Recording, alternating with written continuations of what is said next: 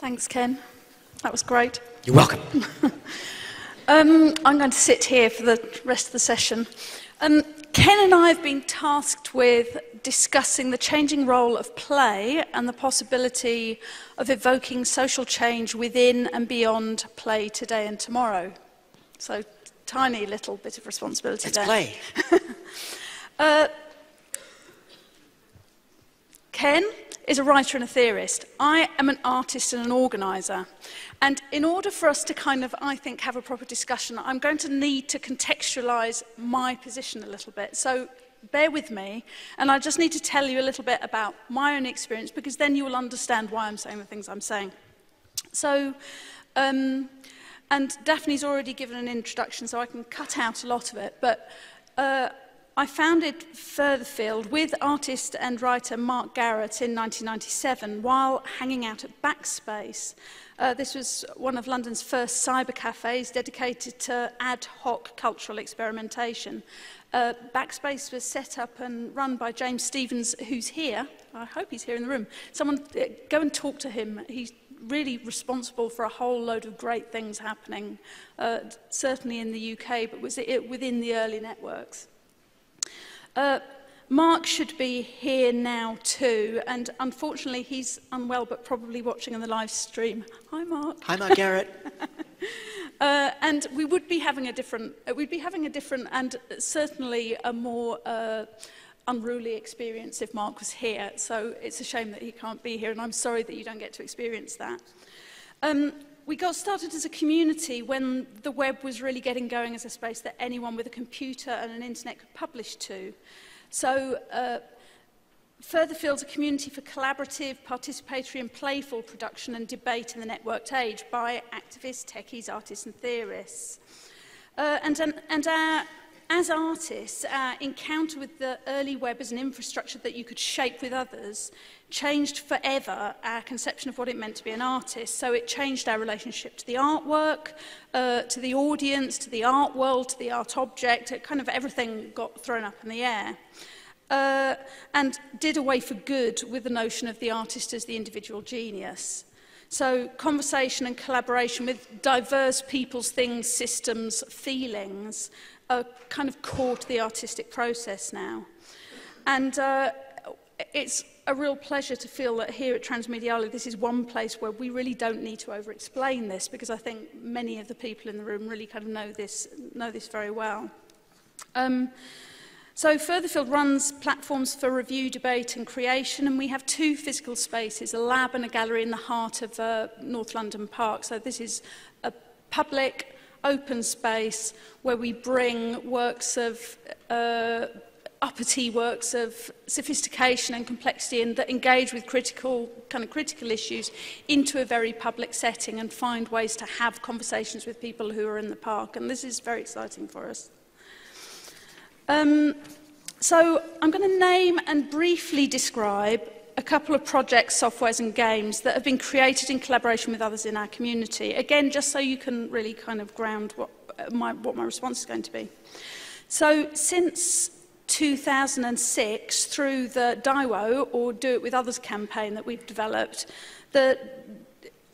we've kind of moved on the DIY ethos, so the kind of punk ethos where you take the tools, you need to know very little, you take the tools, you make something which is meaningful to you and your mates and something great happens. This is something which has kind of formed into something actually like a manifesto to promote something that really promotes unruly collaboration in networks, to enlarge artistic freedoms, to use the metaphors, tools, cultures, processes of digital and physical networks, and to be led really by experimental artistic processes rather than utilitarian or theoretical concerns. And that's important. I don't think there's enough of that going on. That's one project. I'm going to talk about two more very briefly. 2009, we launched the We Won't Fly for Art campaign to generate debate around artists' responsibility in regards to our impact on climate change. We instigated and signed up to a pyramid pledge inspired by Gustav Metzger's Reduce Art Flights, which was a proposal to stop flying for any artistic purpose.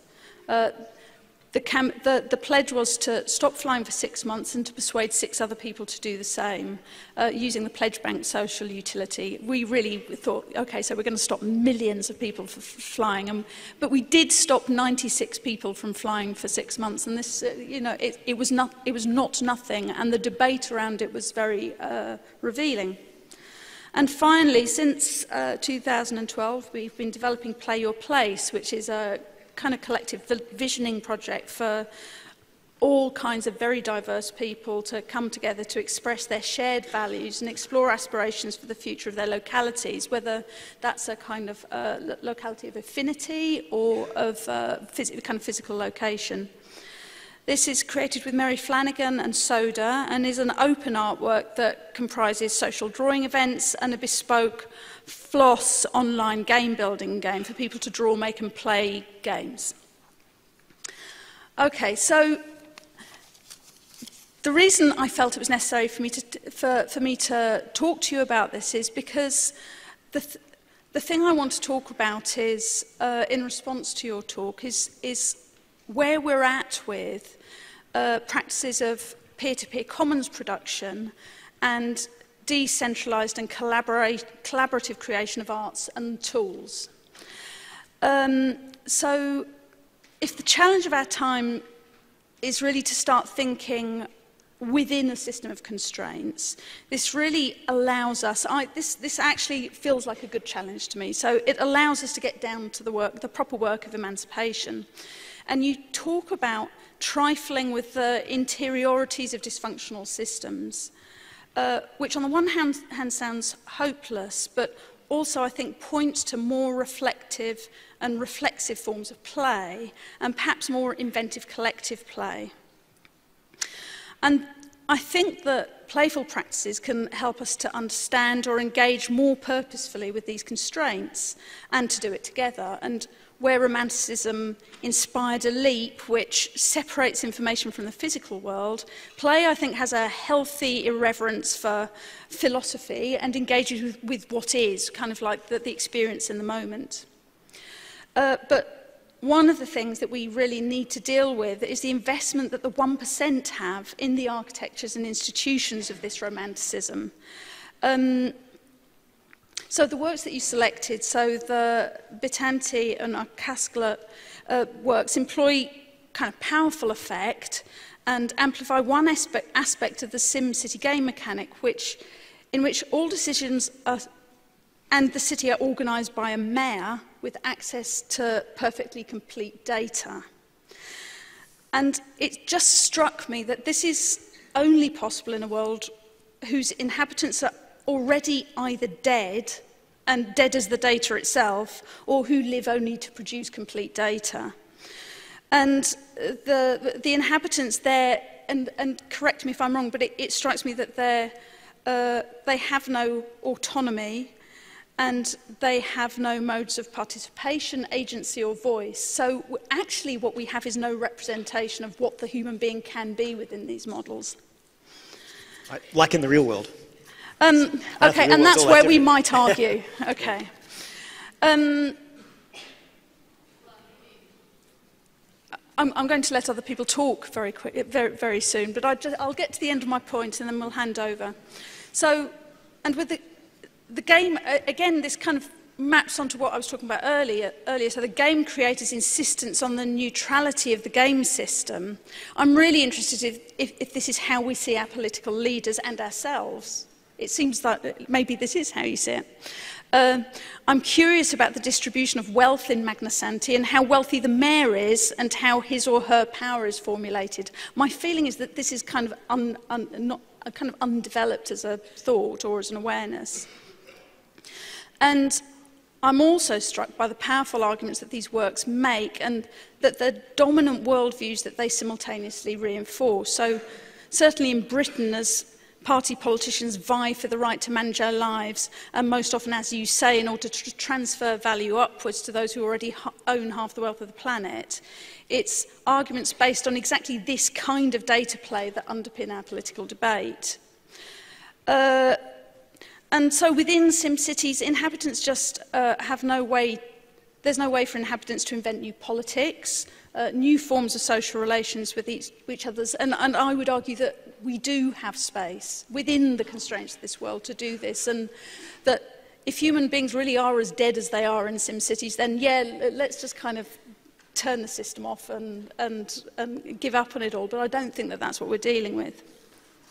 And I think that when we see the system portrayed in this way, we need to point at it and refuse it kind of every time. Now, I'm going to skip some points because I think we need to let other people talk. So what I'd like to come back to, I'd like to end with a story that Mark likes to tell, and that he would probably tell if he were here, which is the story of Stallman and the chopsticks. And this is a kind of way of making a strong argument for a greater distribution of the collaborative hacker spirit.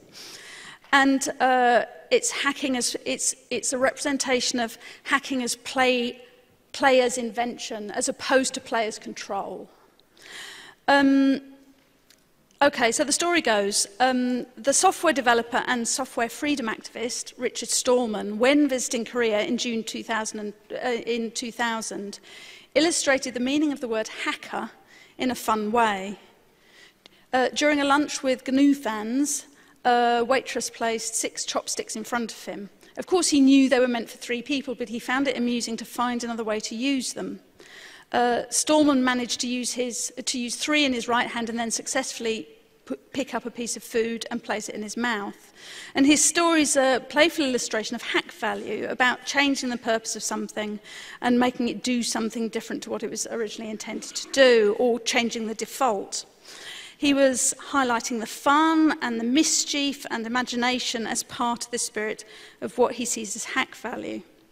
And so I have 2 questions for you. Maybe we'll see, I may just need to hand over to other people before we get mobbed. But my first question to you is that kind of in your talk, you give us a new scheme for thinking about how the value of data produced by our play and labour is to be moulded to justify and sustain the privilege of the dominant classes. And I'm kind of interested in whether you still feel there's a kind of role of resistance for hackers, and what you see as the opportunities for hack value to process and play politically between digital and physical layer. Well, thank you. But I was just thinking, like, wouldn't a hacker figure out how to do it with 1 chopstick rather than 3? Because like what I was taught is you're trying to bum lines off the code, yeah? You're not trying to make the code longer. Well, this is Richard Stallman. And I don't want to disrespect the great Richard Stallman, but in terms of like as a moral story, like the idea is to do it like more economically. Okay, so that story would appeal to me because I'm an artist. Exactly. So these kind of redundancies and lunacy are kind that's not a hack, that's art. Yeah. You know, like art is where it can be surplus and luxury and the non-functional. I think he made art rather than the hack, but there might be a value for both. Like, but he described this as kind of crucial to the kind of hacker, the hacker ethic. Yeah, and it's like, you know, it was a term that I thought you could use, 10, 15 years ago as a way of talking about kinds of social practice that tried to do things like that, yeah? And it was always a kind of a language that was partially co-opted. Even in the late 20th century, hacker was a word that was partially criminalized. And more recently, it's been kind of commercialized. It's like every idiot, you know, sort of making an app now thinks they're a hacker, you know? And it's like, no, it's just a job, you know? So I don't know, you know, part of the problem is finding languages that describe kinds of practice that aren't necessarily labor. So how do we describe things that we want to be doing? And particularly in the West and particularly intellectuals love to talk about things being politics, and there's a need to do that. But sometimes it's also a little bit of a limiting category. It's a sense that, oh, there's this special class of action called politics, and we'll fix everything with that. Whereas maybe it's more all of the forms of human praxis need to be thought about as having some margin of play and some capacity for redesign and politics in that much broader sense. You know, I'm not sure it is a term we can, you know, attach that sense to, but it is a bit of a crisis of language, so we don't have a good description.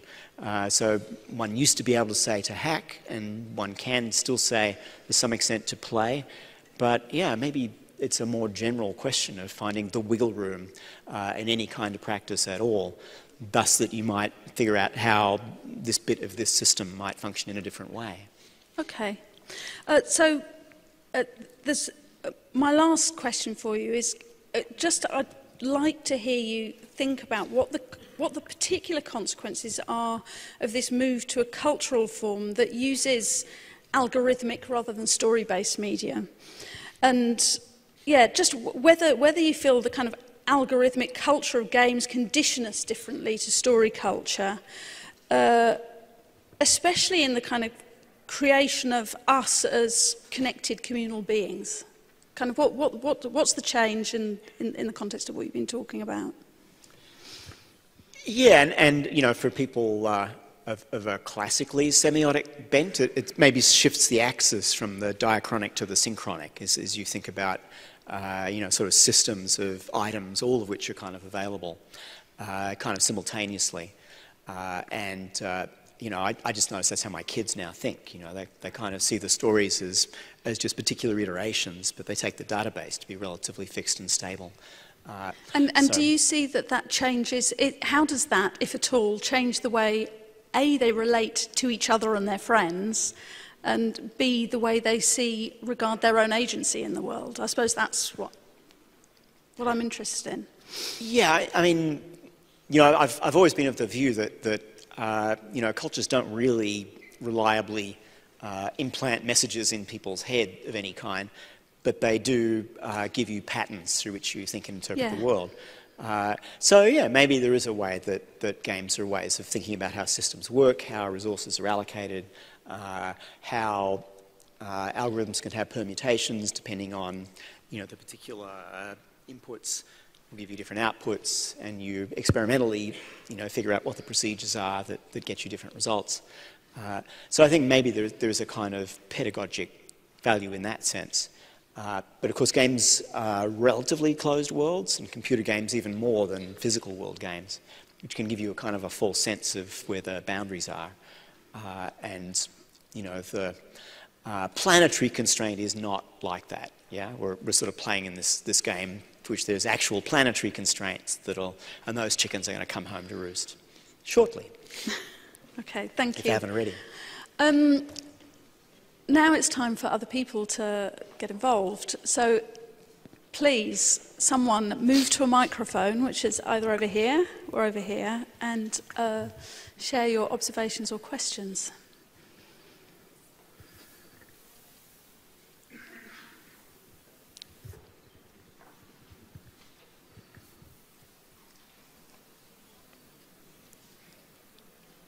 Oh, go home then. Time for a drink.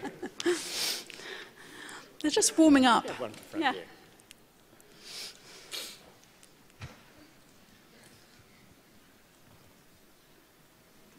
Yeah, then I will ask the question. One topic that I would now burden with, like a topic that I wasn't able to develop an event on, but tried to, was the notion of dark play. And with that, I'm referring to perhaps what we're seeing today as a kind of hacktivism in reverse. So if we take, for example, from the Snowden documents, something like there are some PowerPoints on Operation Playbook, which reveal how NSA or GCHQ agents are using exactly these tactical, interventive strategies that we have celebrated within conferences like the one you showed from '98 at DEF, and which is now turned out to be used from a completely different, of course, power perspective. And just care if you have any comment on this kind of strange reversal of play, and if that's perhaps always been a property of play, it's power play, or if it's a new development. Thanks. Yeah, I was surprised how surprised people were about the fact that NSA collects all our data. And maybe it was just because I spent my teenage years around militants, and where you were always told, the phones are all tapped, be careful what you say. You know, so I just sort of assumed that there was this generalized surveillance everywhere. And also, the Cold War was still going on when I was a kid, so you just kind of assumed everybody's like gathering data and all that sort of thing. People seem genuinely surprised at the extent of it. But, I mean, is this not a reasonably good rule to live by? If a technology can theoretically exist, then people in power already have it. Yeah? Like, so if you can store really, truly massive amounts of data, and that's been true for 10 years, then we should just automatically assume that people who have power have just stored really huge amounts of data. And it turns out the German government was one we knew about even before the NSA stuff. So, yeah, why wouldn't you assume that they're sort of recording the whole thing and trying to figure out how to find patterns in it? And then the other thing would be to think about what are the implications of the fact that a ridiculous amount of resources are now being invested in gathering truly astonishing amounts of data for surveillance and security purposes. And one could get all paranoid about that. But it's like, and pardon my English, right? But if that's how much effort the ruling class is putting into it, they must be shitting themselves that they have no idea what they're doing and it's all going to fall apart soon. Yeah? I mean, why the hell would you even bother, you know, gathering this much data on everybody, you know, and 6 degrees of separation from anything that can possibly happen, if not that you have no idea how to run a planet anymore, and the secret is just out. Yeah, everybody knows. Or all other resources are running out. You want to create a whole new resource. You need a new oil. And you want to be the ones in control of it and having the excuse to spend a lot of money and employ your friends to then process it.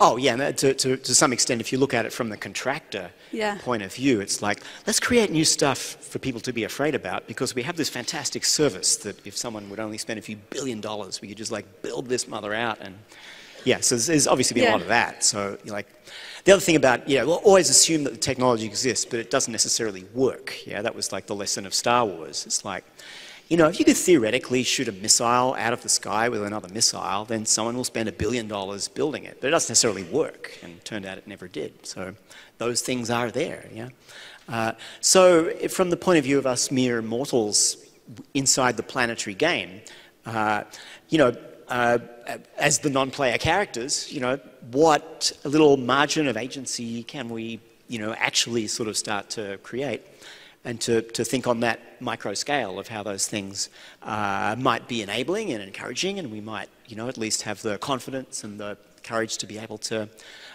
play with the margins of our everyday life, because those are skills you never know when we're gonna kind of need. Yeah. We have Patrick standing at the mic. Hi, Ken. How you doing? Hi, Patrick. Hey. Let's see here. One thing that kind of got into my head in the drone and play panel is something that I'm trying to establish as a term as plata. In other words, data generated from Playber.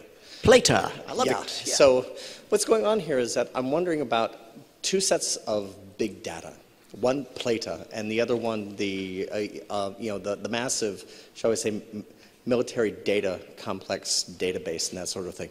And I'm wondering how both of these can, you know, situate themselves in regards to use value, you know, within your Marxist models and that sort of thing in the categories that you're putting forth here, and what implications, you know, that they'll have upon us economically, scientifically, planetarily. Yeah, and the thing that I didn't really get around to is we really got to rethink what use would even be. Yeah, like what are social needs? And Marx is not naive about this. He understands social needs as partly natural, partly social and historical. But, you know, could we even have a conversation about, like, what is social need? That would be a kind of useful thing to do. And it may turn out that we don't even have much data that's terribly detailed or fine-grained about that. And the data we have, the data that you really need is really hard to produce. So we have tons and tons of data that is relevant to exchange value. And that data has a really, really peculiar quality of being absolutely and always true, regardless of the fact that it's always different. And so just to explain that, if I sell this to Ruth for $1, it's worth $1. Absolutely, in the moment that we do that. Sure. And then if Ruth sells it back to me for $2, it's absolutely worth $2. Right. And it's the same bottle. She might have even had a sip in between. Yeah. So as far as exchange value is concerned, it's always an absolute ontology of total truth, but it's always completely different and bears no relation to anything else.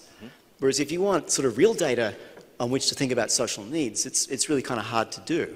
Now, I am not a scientist, as all of those right-wing politicians are also fond of saying, but I do try to read what they write, which they don't. And so one thing I've been trying to figure out is to just as an amateur understand a little bit about the history of climate science. And the thing that's really hard about it is, or there are many things that are really hard, one of the things that's really hard is just to even have data, because no one bothered to collect it for thousands of years. And to the extent that they did, they've collected it for the purposes of telling the weather. We haven't really built long time series to even know. And even if you try to do that, it turns out to be really hard. Even if you're trying to produce climate data, the world keeps changing, so your data series is always a little impure. So one of the problems is that you need the model to correct the data, and then you need the data to correct the model, and you gradually kind of work it out. And so, you know, we have like a general broad brush version of data for the planetary game, but with nowhere near the detail that you can kind of figure out what's going to happen in a particular place, and so on. Let me tell you, I've just come here from the giant world historical snowstorm of New York that did not actually happen, which the best minds in meteorology were sure was going to happen. Yeah, so even with a 2 or 3 day cycle, the actual data cannot be there, and so on. So, is it not a really interesting area in which to do education, to do art, to play, so that we then can learn some things about this? To on the one hand, reach out to our friends and colleagues and comrades in the sciences for whom data is a real matter, a real serious thing that they try to get right, and to understand their view of the world, to connect that to people who make art, to connect it to people who try to influence culture, to connect it to people whose goal is actual power, to be able to put these things together with some sense of the limits of what data can actually do, of the power it's acquired despite its unreliability. So yes, I'm all for Plata. Let's have more of it. Precisely. Thank you. Yeah. Thank you. And we have, are you, sir, queuing up for the mic? I am. Hi, Ruth. Hi, Ken. It's great to see you on stage. My name's Adam, originally from, well, long time from London, now in Berlin. I wanted just to mention, or to perhaps talk a little about algorithms, which have been a large part of the conference proceedings today, and we've heard about algorithmic art, but it also seems that more and more of the data that seems to be involved in surveillance and privacy issues that have been raised in forums here today at the conference as well.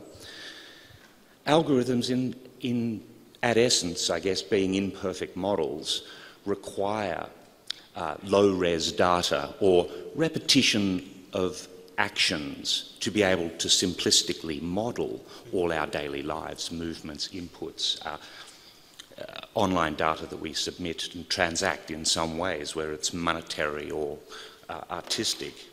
So these algorithms that are generating surplus value and commodifying our lives into data rely on simple, repetitive actions or little sub-algorithms, if you will, that are being watched in a larger system. And I think it was Albert Einstein who once said that, the definition of madness is doing the same thing over and over again and expecting a different result. So how much play and what type of play do we need to avoid this madness? No one knows. I mean, isn't that, it could be a little scary, but also a kind of joyous project, yeah? Is no one knows how to run the planet. No one knows. It's like, if you're a player of games, you may have had the experience of starting out in really hard games where you just lose all the time. Well, that's human history.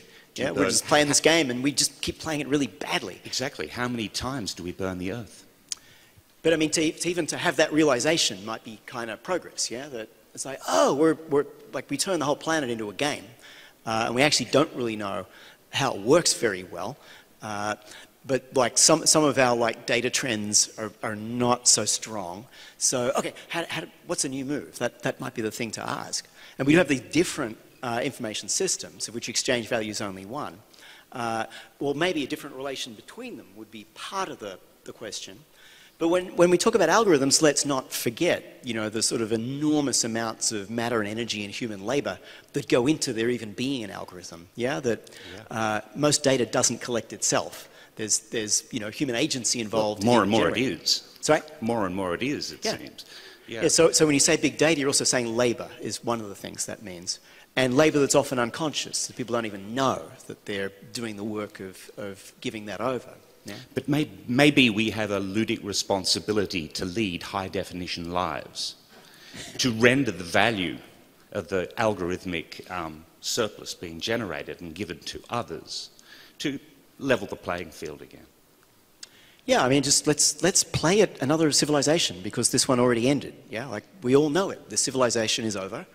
Let's build another one. Like that's the game, and to do that with some joy rather than to be all like, you know, let's be joyful about the work before us. Like I think that's really all I want to say. Yes, sir. Yeah, I just wanted to ask. You've been talking about a particular type of game, so the strategy type of game, and it's got this really sort of cynical, depressing idea of human agency.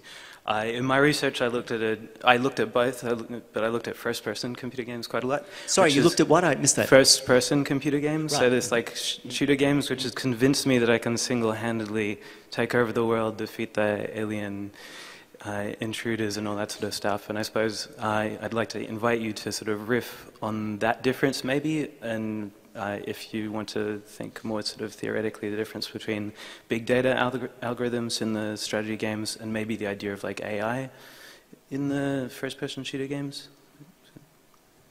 Yes, and it's one of the classes of games I wrote about in gamer theory, but did not revisit because I sucked at them. And I was personally more attracted to strategy games. And of course, some people would argue that SimCity isn't even quite a game. It has this sort of slightly liminal category as to whether those simulators are games, but there is kind of a separate class.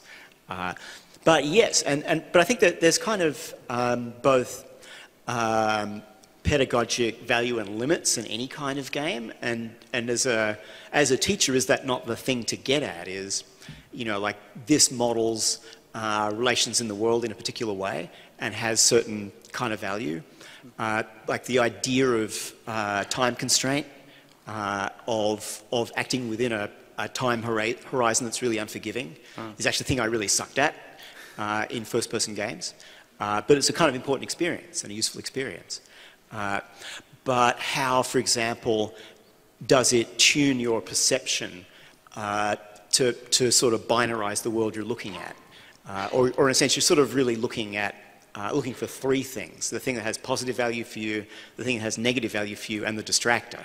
You know, because there's always something that's trying to draw your eye, and you have to try to not, you know, be distracted by that thing. So it's maybe a three-term system that sort of trains your perception into, which is, you know, kind of training for the screen interfaces that most of us end up using all the time, in a sense. So yeah, it's not a class of game I was ever good at, and hence did not have much to say about, but I would not want to prioritize one kind of game as better than the other. Yeah, sure. My son sat some test to get into a different school, and then I was on the subway train afterwards with all the other kids and their parents who'd sat that test. I'm looking around a whole kind of like New York subway car full of kids who were only allowed to play the educational games. Boy, were they miserable. And also, a lot of those games suck and don't actually teach you anything, yeah? Like, you're better off, you know, playing a first-person shooter. It might actually teach you more in terms of the complexity of what you're dealing with. So I think we often have really weird scales of value Or at my son's school, they were forcing them to learn how to play bridge, awesome game, but they were not allowed to play Pokemon or Magic the Gathering. I was like, have you any idea how complicated those games are, particularly Magic, and why Pokemon is the way you learn to play that one?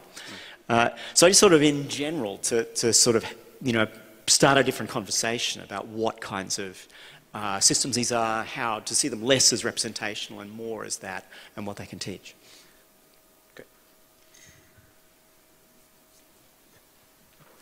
One of the things that I've been... we got do one we more. have a... We have two. I don't know how Oh, many I yes, can good. Go for Hooray. it. Have at it. I'll give shorter answers. Hello, my name's Angela. Hello. Thank you. I have a interesting question that I'm not really sure how to ask, which is, we've been talking a lot about how things are now, and they sound not so fun. And there's some conversation around where we could go, but you're really being general about where we could go, and I want to ask you specifically if you've thought, if you had ruled the world and you could wave a magic wand, what would it be like in your mind? What would the games be like that we would play? Full communism.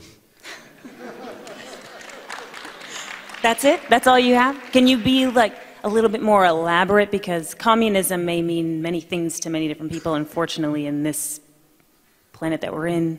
It probably looked more like Charles Fourier's New Amorous World than Stalin, but I like Fourier. He's kind of like the go-to guy for me for that. For those who don't know enough about Fourier, can you elaborate on what Fourier's communism looks like? I think just more generally to think about the utopian tradition as not being about a sort of a spiritual, romanticized, ideal world, but actually be really practical. And the thing about utopias is that they mostly actually came true. It's just that people kind of left out the really good part.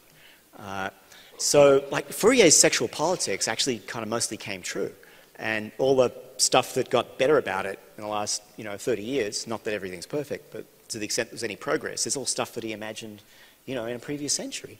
So it's a sense in which, to what extent were utopian thinkers actual kind of realists looking at actual possibilities and to sort of tease out, what we can get from that. But unfortunately, I think the other answer to your question is, I was joking about if I ruled the world, but the fact is no one does, yeah? That this is a world that's actually not being governed. It clearly has a ruling class that manages to extract a huge surplus out of it, but which is not ruling. Like, that would be a kind of useful thing to start to think from. Yeah? I suppose that was the point. This is what non-rule looks like. That was the point I was trying to make, is that the Sim City game sets us all up to think, what would we do if we were God? Yeah, and what it doesn't do is help us to think what we do in our situation, which is, as people who are endlessly surprising and very creative and very destructive. And do you see other examples of interesting examples of game theory works, for instance, that you feel really grapple with that other way of looking at what we are as human beings on this planet? Nothing comes to mind. Okay. But and do you think that's because it's hard to do that work with algorithms? Is it that essentially what we're looking at then is a system that can replicate some kind of artificial intelligence and artificial human feeling? And why don't we have that? It's useful with any representational form at all to try to understand, like, the power it has to represent, but also its limits. Yeah. So to what extent is the story not the world, is the same question as to what extent is the game not the world. But I think it's more a question of perspective with playing games. I think it's kind of really useful to think of yourself not as the playable character, but as the non-player character. Yeah, like most games have other humans in the background or other figures that are governed by the algorithm. Yeah. So there's an AI that drives them around. It's like play the game from its point of view rather than from the point of view you're given is, I think, a useful way to repurpose the game to achieve that goal. Because we are all non-player characters in a game that no one is controlling. Like, that would be one way of... I've just thought of one. Julian Oliver's third-person shooter. Third person. I love that. Yeah. So you're basically the person who is, oh God, I can't formulate it now, but you're Well, I'm thinking third-person shooter is probably actually third-person shot, you know, like be more. you're seeing through the eyes of the shooter, and you're running away from them. And so that's asking us to do that kind of strongly, urgently empathic work. So maybe that's an example. Tatiana. Yeah, no, just a little comment that could be a little provocation, because I think it's also really important when we speak about words, because, you know, I still believe that the word is actually something that we can build up and also trying to put the meaning that we want. And so I was reflecting on the fact that you were saying I would prefer to speak about life and not politics. And I don't want to do, you know, like the retroactivist of the 90s that is still attached to this word.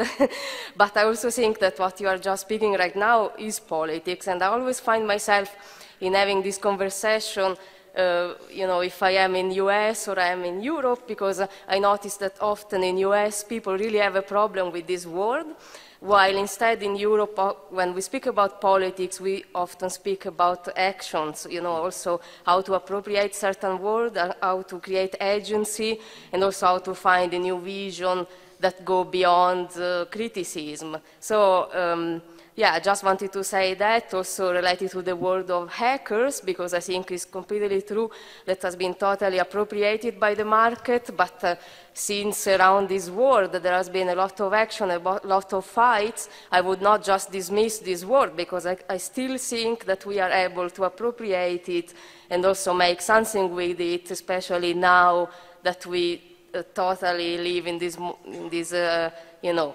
moment of surveillance. So we have been speaking about all these during these days. So I think that we still have the power to, you know, make words have a specific meaning. So I would not say that maybe we should not use them anymore right now because the market got them. Oh yeah, I completely agree with that. And just to sort of be clear, it's just more to have the like the little reflective moment about the fact that these words are always in contest and are always, you know, to participate in the struggle about meaning is kind of necessary. So one participates in the struggle about what the word politics might mean. I wasn't suggesting to not use it, you know, and likewise to try to take the word hacker back would not be a bad thing to do at all, you know, to the extent that one has some agency to do that. But on the other hand, you know, maybe there's also words that do exhaust themselves and that one can't, you know, one can't use anymore. So, you know, I can say full communism in an ironic sense, but it's not really a word I can use. Yeah, there's a sense in which there's a little too much history, I think. You know. Yeah. Hi, I initially got up because I was getting annoyed at the fact that the only female voice was coming from this stage and not from the audience, and then that was resolved. So my question is not about gender anymore, but it's about anarchy. And whether, do we accept that we live in an anarchy world with like mini societies, or can we actually infuse this gameplay with anarchy rather? Because, I mean, when you have anarchy, you don't actually have game, or do you feel that way?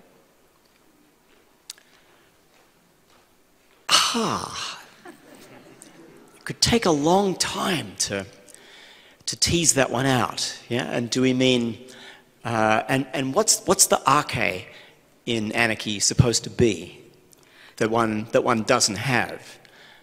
Well, my definition of it basically means that you are polite to each other. So you are polite to each other, and that's basically the basis of how the society would work in an anarchist world. As long as you're polite to each other, everything works.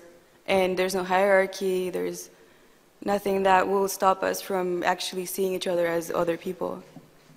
So, with that in mind, would you answer my question?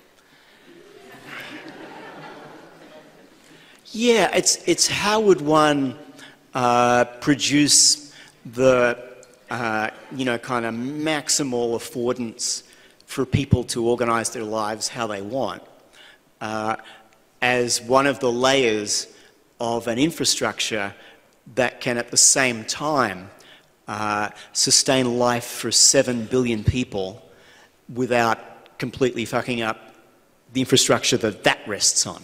So that would then be the sort of the question, is that whether we like it or not, we're sort of locked into this massive kind of global infrastructure. Well, I refuse to believe that, because trending is what changes a global structure. So if you start from a source like transmediale to spread this out, it will eventually take over the world, much like Coca-Cola did.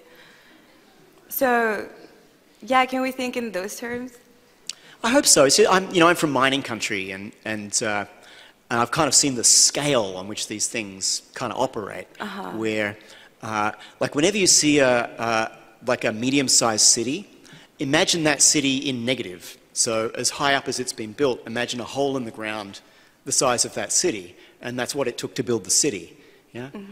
So then you imagine really big cities, then you would be, you know, like, there is a hole in the ground somewhere in Australia the size of New York that's like the equivalent amount of resources. I haven't seen mines on that scale because I'm not I don't from there, understand your thinking. Can you please expand a little bit? Well, everything, all this came out of the ground, yeah, or was grown on it. Oh, yeah, totally. Yeah. But what I'm saying is, I'm talking about human interaction. I'm not talking about, like, the physicality of things. Sorry, the... Human interaction, rather than the physicality of things. I'm not quantifying our experience. Yeah, but that's where I think the conceptual problem is to sort of think the human interaction doesn't have that dimension. Like, I think that's where we got into trouble, is that all the human interaction that one might want, you know, is dependent on a kind of massive kind of resource base underneath it.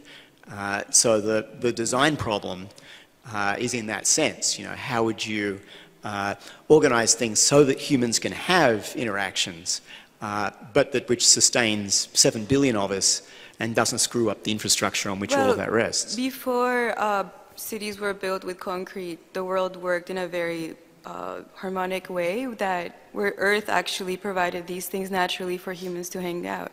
But now we have cities built of concrete. Well, no, yeah, I know, but we can definitely find that through politeness. Do you think that is possible? The trick is to do it for 7 billion. Yeah. And the sort of the thinking about, let's go back to something like small and organic, like feudalism. Is there any way that I can make you feel positive about the world today? Well, I mean, this is the challenge. But it's like, why not, you know, embrace the challenge that, you know, that's our task. Let's design a new civilization, you know, like now, starting now. And maybe that could be fun to be involved in that with the resources that we have. Yeah, like what would work better than this? I'm sure we all have ideas. And on that up note, we've been told that we are out of time. Thank you. Thank you, Ruth. Thank you. Thank you, everyone.